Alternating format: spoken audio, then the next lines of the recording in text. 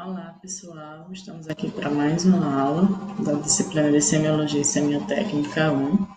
Então, vou conversar com vocês hoje sobre a assistência de enfermagem e a atuação dessa enfermagem nos exames laboratoriais.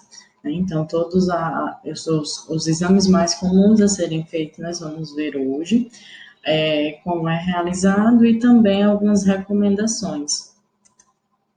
Então, esses exames laboratoriais, eles são responsáveis pelo fornecimento do estado de saúde do paciente, eles sempre estão ali disponíveis para auxiliar na avaliação de diagnósticos clínicos, então apenas eles não realizam um total diagnóstico clínico se não tiver presente junto ali com ele com uma certa quantidade de informações sobre esse paciente. Então, eles fornecem também o monitoramento do tratamento que deve ser realizado e também, por consequência, um prognóstico, ou seja, uma evolução desse paciente, como esse paciente está evoluindo de acordo com a sua patologia e com o seu tratamento. E em 1993, Sanazaro, ele descreve que esses exames laboratoriais surgiram por volta da metade do século XIX, com o resultado da modernização e também do progresso da medicina, mas principalmente do progresso das ciências da microbiologia, citologia e bioquímica, que são essas áreas que são responsáveis pela avaliação e pela descrição de todos esses exames laboratoriais.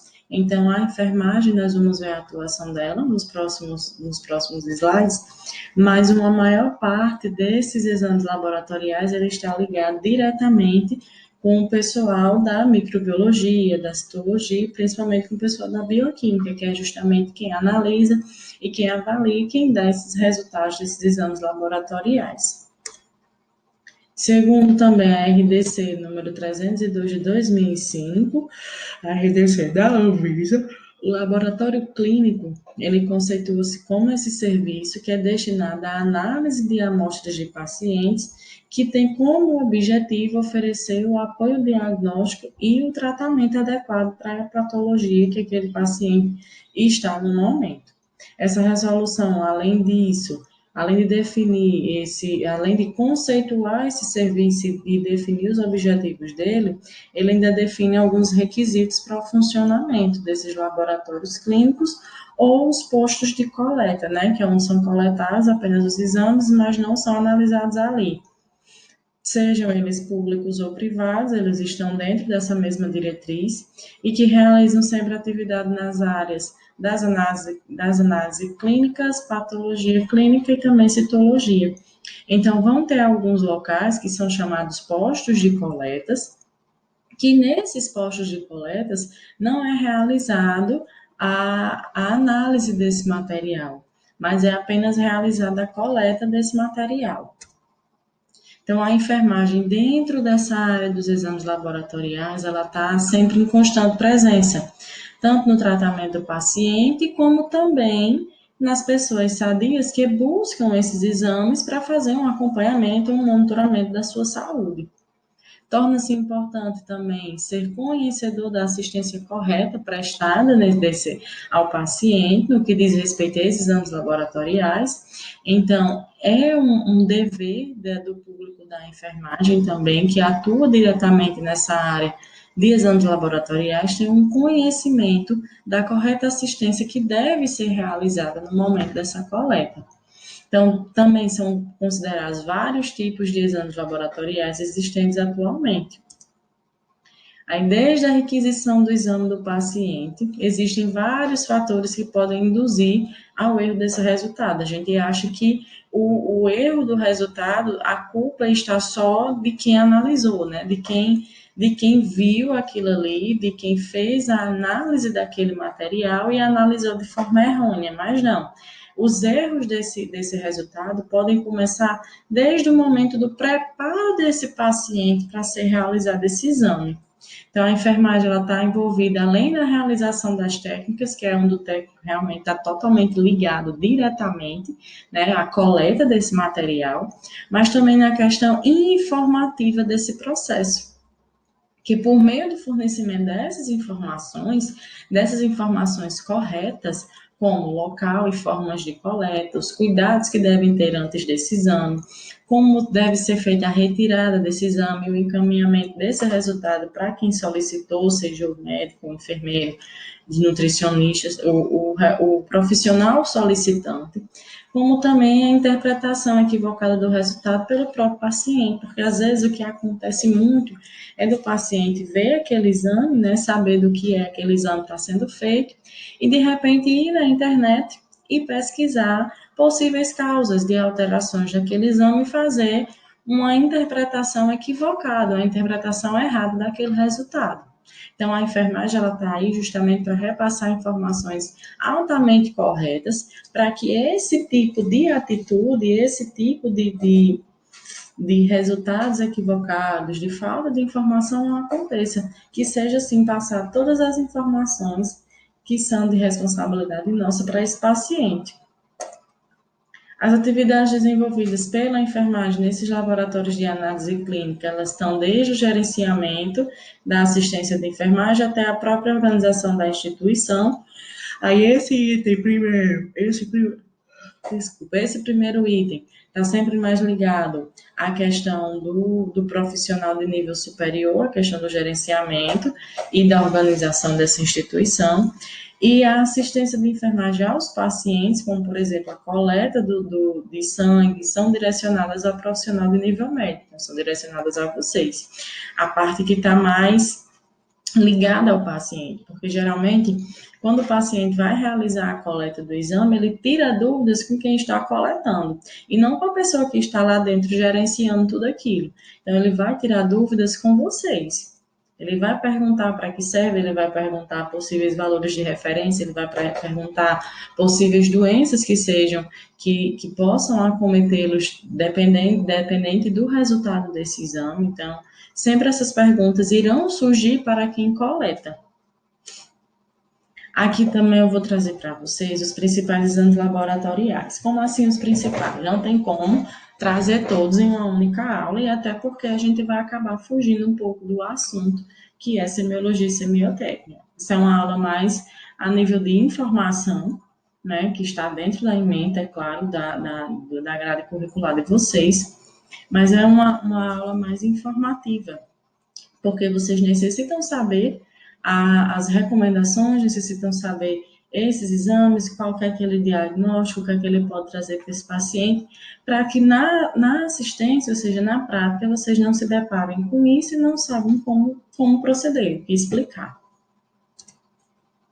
Então, os cuidados gerais, que aí eu trago para vocês, os exames de sangue em geral, né? A coleta de sangue, ela sempre deve ser realizada preferencialmente com o paciente em jejum, de acordo com o exame a ser realizado. Então, geralmente 4 horas para a dosagem de cortisol, 4 horas para a dosagem da prolactina, sempre com essa exceção da prolactina ela ter 30 minutos de repouso antes da coleta, 8 horas para a dosagem da glicose, 12 para a dosagem de colesterol, triglicerídeos e o lipodograma, que é o lipodograma, vocês vão ver esse termo, ele tá relacionado à coleta dos exames para colesterol total, frações e triglicerídeos, aí a gente chama isso aí de lipodograma, e 6 horas para as demais coletas.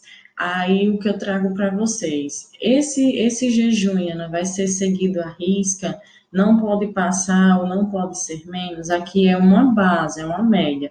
Alguns laboratórios vocês irão receber recomendações diferentes desses dados que eu trago aqui. Aí eu começo para vocês com o famoso também lipodograma, né, que é a dosagem de colesterol e triglicerídeos. Aí quando eu falo desse colesterol, eu estou trazendo o colesterol total, mas aí nós sabemos que tem o LDL e o HDL. Então, quais são as recomendações a serem feitas? Permanecer em jejum, à exceção da água, durante 12 a 14 horas. Abster-se, né? Quando diz abster-se, é evitar, não fazer uso, não provar. Abster-se de álcool durante as 72 horas que antecedem a coleta de sangue. Manter a dieta habitual e o peso por pelo menos 2 semanas antes da realização desse exame. Não fazer nenhuma atividade física vigorosa nas 24 horas que antecedem esse exame e informar sempre os medicamentos que são utilizados. Por quê? Porque às vezes alguns medicamentos eles podem alterar os valores desses resultados. Então, quando se altera e já se tem um medicamento registrado, a gente sabe e consegue explicar para esse paciente que essa alteração foi devido à medicação que ele está fazendo uso. Aqui eu trago para vocês, né, o famoso colesterol LDL e HDL, né? O LDL é o ruim, é o colesterol que não precisa e a gente não necessita tanto dele no nosso organismo. E tem o colesterol HDL, que é o bom, né? Que é aquele que nós precisamos no nosso organismo. Então aqui eu trago que o desejável, sempre do colesterol total, para adultos maiores de 20 anos, ele sempre vai estar ali entre menor do que 200. Então, quando a gente tem um colesterol de 200, a gente já tem um colesterol limítrofe, né? Porque né, nós usamos esse termo. Vocês podem, se tiverem a curiosidade, olhar um exame de vocês, até mesmo um exame recente, um exame antigo, e ver a parte do colesterol, vai estar lá, né? O desejável, limítrofe, o bom, o ruim, o máximo, o alto. Sempre vai estar nesses termos. Então, o colesterol LDL, né, que é o colesterol ruim, o desejável, né, o ótimo é que ele esteja com menos que 100, e o desejável, né, aquele que está meio lá, meio cá, não está tão bom, mas também não está tão ruim, é aquele que está entre 100 e 129. E o colesterol HDL, que é o colesterol bom, para justamente também para esses adultos maiores de 20 anos, o desejável é que ele esteja maior que 60. Aqui também do lado tem a questão das crianças e adolescentes. Por que eu não estou frisando muito nas crianças e adolescentes? Porque vocês vão ter disciplinas voltadas para esse público. Então, se eu abarcar aqui os dois públicos, a gente vai ficar com uma aula muito extensa e vai acabar também fugindo do nosso assunto. Triglicerídeos, né? Que os triglicerídeos, eles são mais conhecidos como a taxa de massa no nosso sangue. Por que a taxa de massa, Iana? Porque geralmente os triglicerídeos ele está composto nessas alimentações com maior quantidade de carboidratos, né? Que são as massas, os arroz, os grãos em si. Então, o desejável é que esse triglicerídeo esteja sempre menor que 150. O máximo, né, aquele que a gente chama também de limítrofe, ou que até aí ainda dá certo, é que ele fique entre 150 e 200 miligramas por decilitro. E o muito alto são aquelas pessoas que sim, que apresentam um triglicerídeo maior que 500. E acreditem, isso acaba sendo bem comum dessas pessoas que têm uma alimentação mais rica em carboidrato, rica em gorduras. É bem comum disso acontecer. Pode acontecer também em pessoas que não levam uma vida tão gordurosa assim, mas que elas têm um certo tipo de patologia que nós chamamos das dislipidemias, que são pessoas que, por mais que mantenham uma dieta adequada, uma gama de exercícios, mas elas não conseguem controlar essas dosagens, né, do lipodograma por diversos outros fatores. Aí pode ser fatores hormonais e fatores também até psicológicos que podem alterar a dosagem dessas taxas, né? Temos a dosagem de ferro, né, que é também chamado de ferro sérico, que ela é recomendada um jejum de 8 horas, sendo sempre obrigatório um tempo mínimo, o mínimo que se pode ter de jejum de 4 horas, e é aconselhável obter uma amostra no início da manhã em jejum, pois o teor desse ferro ele pode diminuir até 30% no decorrer do dia. E os valores de referência eles vão variar entre mulher e homens, né? As mulheres elas têm os valores de 50 a 170 microgramas por decilitro e o homem já está entre 65 a 175. Lembrando que esse 50 e esse 65 é o valor mínimo considerado ainda normal e 170 e 175 é o valor máximo considerado ainda normal. A dosagem de ureia e creatinina, que são os cargos-chefes da nossa função renal. Ele necessita e é desejável um jejum de pelo menos 4 horas.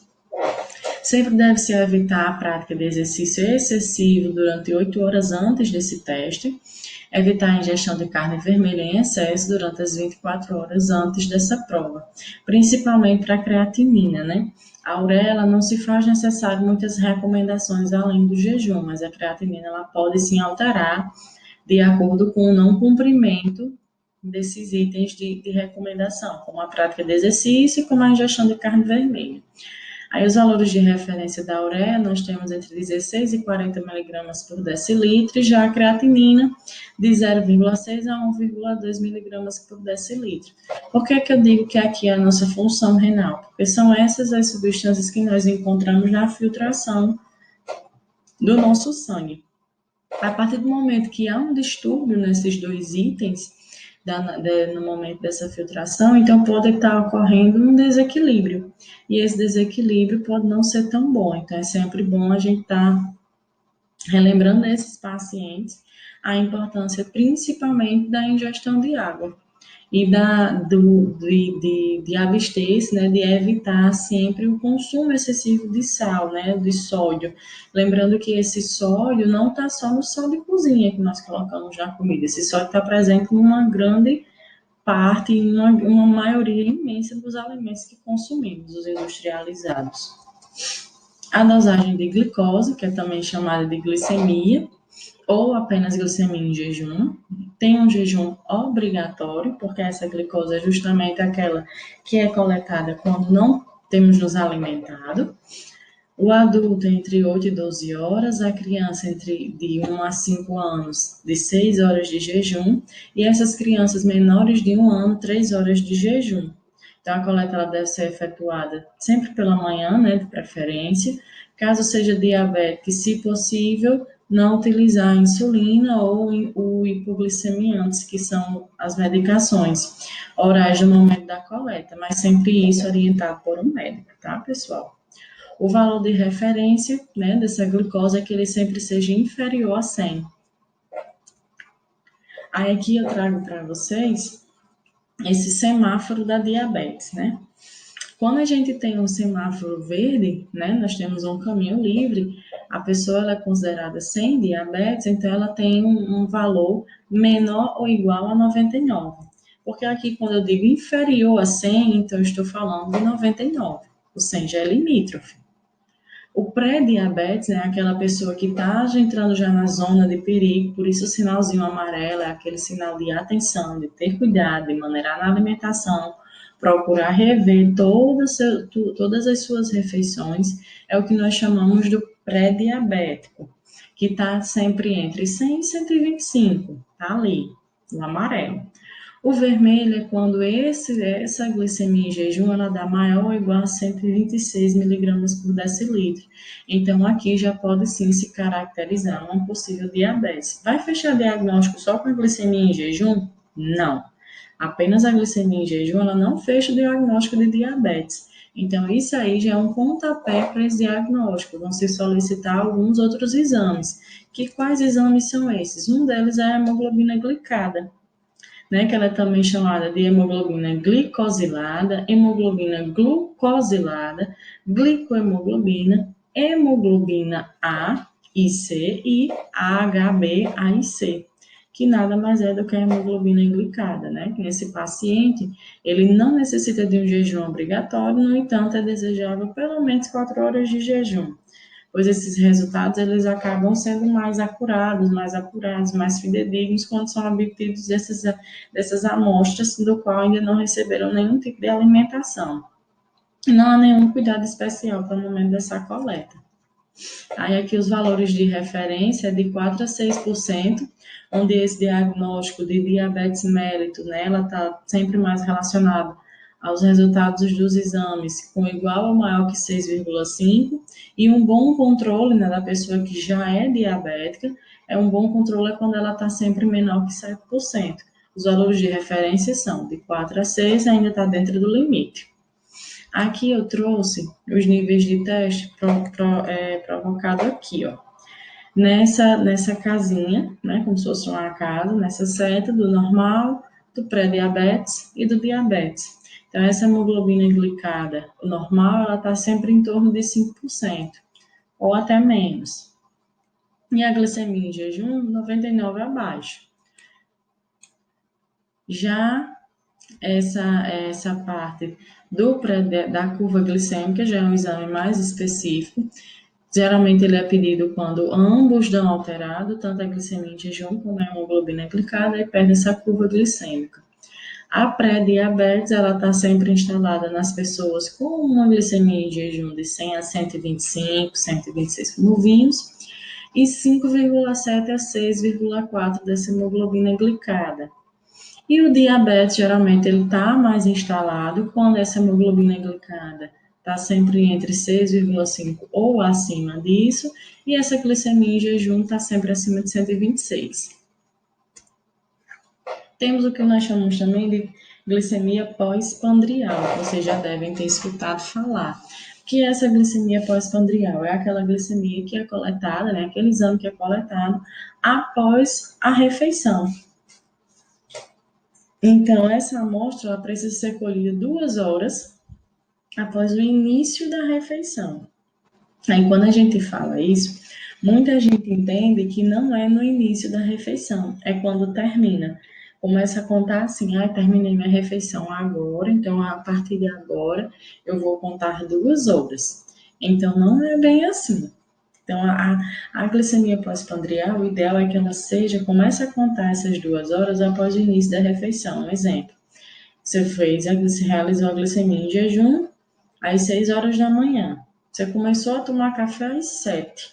Então, a gente conta 2 horas do início do café. Então, vai ser coletada essa amostra da glicemia pós-pandrial às 9 horas da manhã.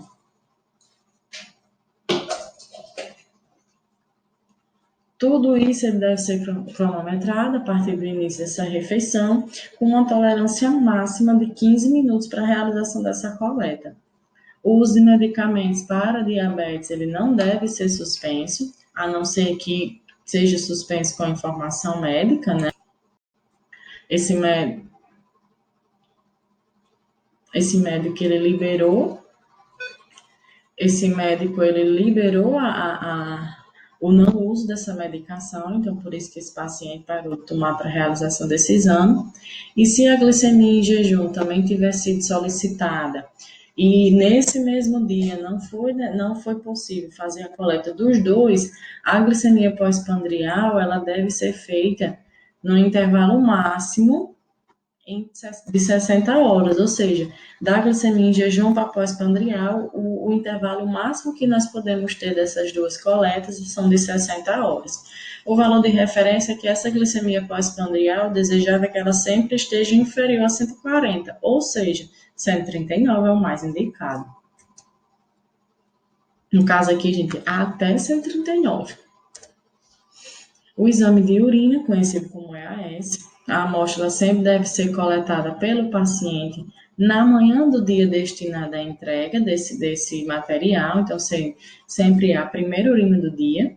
Sempre antes da coleta dessa urina, o que é que deve ser feito? As recomendações que a gente deve dar para esse paciente é que seja feita a higienização com água e sabão da região genital, deve ser desprezado o primeiro jato de urina e coletado o restante ou o suficiente para encher o pote adequado. E Ana vai encher até o topo? Não, basta essa quantidade aqui.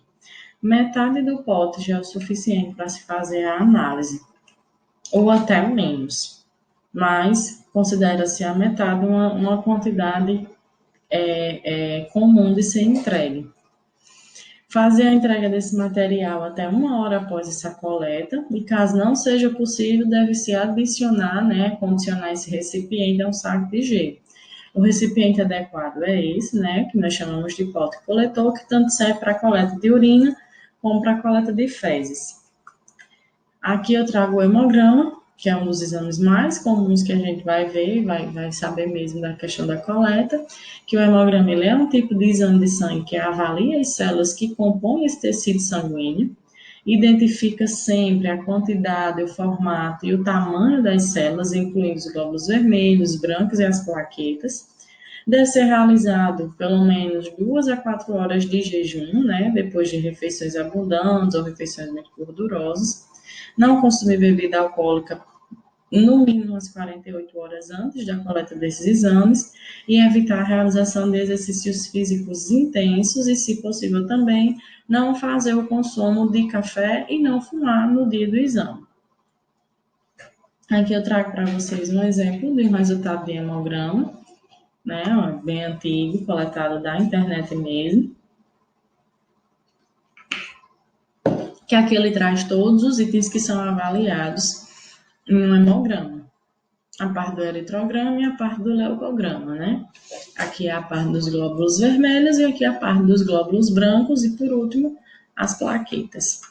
Aqui são os dados de resultado, que sempre vão vir ao lado de qual está sendo avaliado, de qual estrutura está sendo avaliada, e do lado mais puxado para o lado direito, vai estar os valores de referência. Aí eu trouxe um assunto para vocês que é bem comum da gente ver agora, né, na nossa realidade de pandemia, que são os testes para o novo coronavírus, o Covid-19. Que como é que são realizados esses testes, que testes são esses, né, que temos disponíveis, quais a fidedignidade desses testes, quando nós podemos fazer. Então, tudo eu vou trazer aqui nessa aula, um geral, para que vocês pelo menos saibam a informação correta e quando alguém tiver algum tipo de dúvida, vocês repassem a informação correta. Então, nesses testes para Covid-19, né, quais são os principais, o que é que eles avaliam? Sempre eles vão avaliar a defesa do organismo.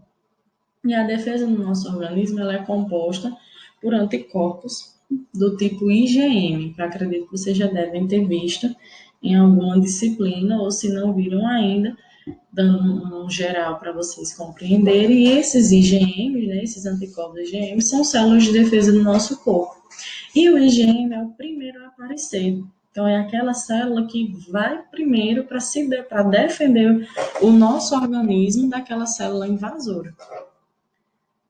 Então, pelo conhecimento que se tem sobre a Covid-19 e pelas limitações também sempre relacionadas ao teste, né, para a doença, não é possível utilizar essa informação isoladamente, ou seja, apareceu o IgM, a pessoa está contaminada e vai contaminar várias outras pessoas. Não pode ser utilizada isoladamente. E ainda também não se sabe por quanto tempo esses anticorpos, tanto o IgM, que é o mais recente, como o IgG para a Covid-19 permanecem no corpo. Então, ainda não se tem um prazo certo para a permanência desses dois anticorpos no nosso organismo. Então, portanto, mesmo para os anticorpos do tipo IgG, que eles são produzidos na fase mais tardia da infecção, a interpretação isolada desse teste, no caso mais os testes rápidos, eles não asseguram que haja ainda ou que não haja mais uma infecção. E existem atualmente dois tipos de testes para se identificar a Covid-19, né, que é o teste rápido e o RT-PCR. Aí o teste rápido, eu lembro a vocês que tanto tem o teste rápido, o da pipeta, que nós vamos ver a seguir, como também os das sorologias, que não demoram dias para chegar, né? Tem também as sorologias, que são a sorologia para a Covid-19, que é a mesma coisa que é avaliada no teste rápido. Então, esse teste rápido de IgG e IgM, então esse termo ele vem sendo utilizado popularmente para os testes que são imunomonocromatográficos. Então, eles utilizam uma pequena quantidade de sangue e ao adicionar o reagente, ele se dá esse resultado, é basicamente do mesmo jeito do teste rápido para HIV, do teste rápido para hepatite, para sífilis, tudo isso tem os testes rápidos, é a mesma linha de cuidados de procedimento. No caso do teste rápido para o novo coronavírus, eles são dispositivos de uso profissionais, manuais e também são de fácil execução. Não necessita de outro equipamento de apoio e também conseguem dar esse resultado entre 10 a 30 minutos. Auxiliam no mapeamento dessa população imunizada, mas este teste sozinho ele não tem uma função diagnóstica, ou seja, a pessoa que fez o teste rápido, ela necessita realizar um outro teste, que é o RT-PCR, que é o que nós vamos ver a seguir, para se realmente diagnosticar e comprovar que ela está sim com o novo coronavírus. Aqui é o exemplo, né? Aqui já o sangue coletado, adicionando o reagente, é como acontece aqui, ó, a pipeta, é uma furadinha no dedo mínima, como um teste de HGT. É colocado esse sangue nesse primeiro círculo aqui e aqui o reagente. Quando aparece um risquinho nesse C, é que a pessoa está livre, ela não está contaminada e nunca entrou em contato com esse vírus. Quando aparece o IgG, é porque quer dizer que essa pessoa já entrou em contato com o vírus, mas que no momento essa infecção não está latente, ela não está iniciada. O corpo ele já conseguiu produzir anticorpos para combater essa infecção. Quando aparece o IgM, apenas o risquinho do IgM, é porque essa infecção ela está recente, o corpo está começando a combater, né, está na fase inicial do combate a esse vírus. Quando aparecem os dois, tanto o IgM como o IgG, é que acaba que está na fase daquela doença que o IgM ainda está presente, ou seja, é uma fase ainda recente, mas que o corpo já está produzindo anticorpos para combater também, para ficar com uma memória imunológica desse vírus. Os testes chamados RT-PCR, que também são conhecidos, né, como os testes do SWAB, né, são dois testes rápidos por meio desse item aqui, né, apenas uma furadinha no dedo, pipeta e o próprio teste rápido. E temos o teste que é considerado do SWAB, que muita gente conhece como o teste do Cotonete, que nós vamos ver também como é realizado. Então, o que é esse teste RT-PCR? É o Reverse Transcription Polymerase Reaction, que nada mais é um teste da reação em cadeia da polimerase com transição reversa. Isso tudo aqui, quando traduzido para o português, termina nessas siglas RT-PCR. Ela detecta em tempo real a presença desse material genético do vírus, confirmando se a pessoa se encontra ou não com Covid-19.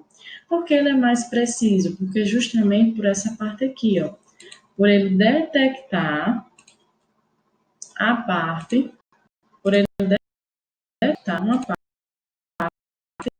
do vírus.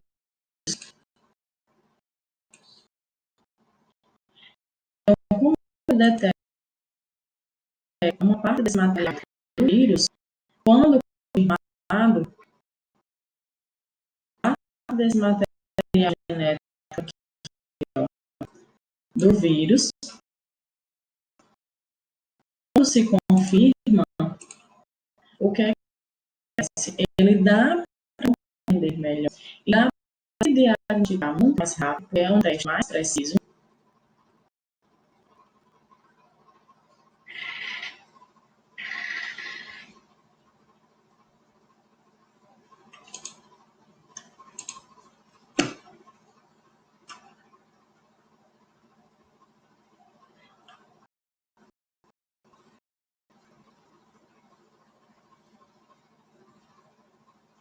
Ele faz esse diagnóstico mais rápido, porque ele acaba sendo, ele tem essa função desse teste mais preciso, porque ele consegue detectar mais rápido, né? Ele consegue detectar uma pequena porção desse vírus dentro do nosso organismo, que aí dá a certeza que esse vírus ainda está circulando nele. Esses testes, eles são considerados o padrão ouro, por ele ter uma eficácia muito alta, uma fidedignidade muito alta. Tem a função diagnóstica, sendo o teste definitivo segundo a Organização Mundial de Saúde, a OMS. Aqui eu trouxe a imagem para vocês, ó, o SWAB, né, que é chamado popularmente de cotonete, mas é o que nós chamamos de SWAB, é introduzido em uma das narinas para atingir a região mais interna, né, da face, coletada essas secreções, é colocada novamente no tubo de ensaio e levada para análise. Esse vídeo, eu quero que depois vocês assistam, vou deixar o link também nos links disponíveis da plataforma, porque aqui mostra todo o procedimento para a realização da coleta do material para RT-PCR. E a dúvida mais comum que a gente escuta, né, que a gente escuta muito essas perguntas, é se esses testes rápidos eles não servem para diagnóstico. Qual é a função dele, né? Então, se ele não serve para dizer se a pessoa está ou não, por que estão fazendo? Os testes rápidos, ele tem a relevante utilização dele é justamente no mapeamento do status imunológico da população, ou seja, para saber se aquela população ela já teve o vírus ou ela foi exposta a ele. Então, esse mapeamento ele pode contribuir de uma forma positiva no processo de relaxamento das medidas restritivas.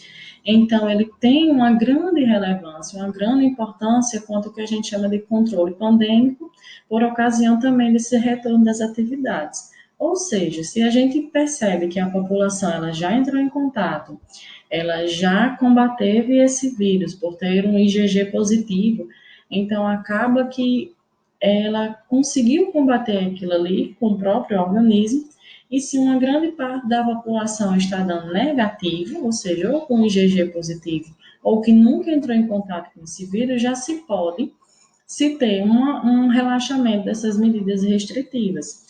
Mas se a pessoa testar positivo e deu lá IgG positivo, IgM positivo, então é a partir desse momento que a pessoa é encaminhada para a realização do SUAB.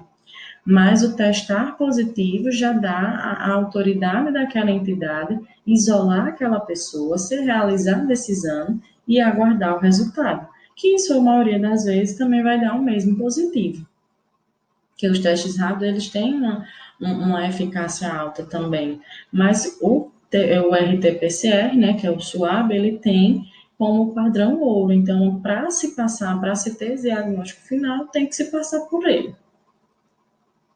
E por hoje é só. Né? A próxima aula vou trazer para vocês a parte mais semiotécnica, né, da disciplina, que aí eu vou trazer para vocês medidas antropométricas e os primeiros verificações de sinais vitais. Então, vocês vão começar, peço que vocês comecem a colocar a mão na massa, né, depois dessa aula. E até breve, conto com vocês na aula online, né, para tirar as dúvidas dessa disciplina, tá bom? Tchau, tchau.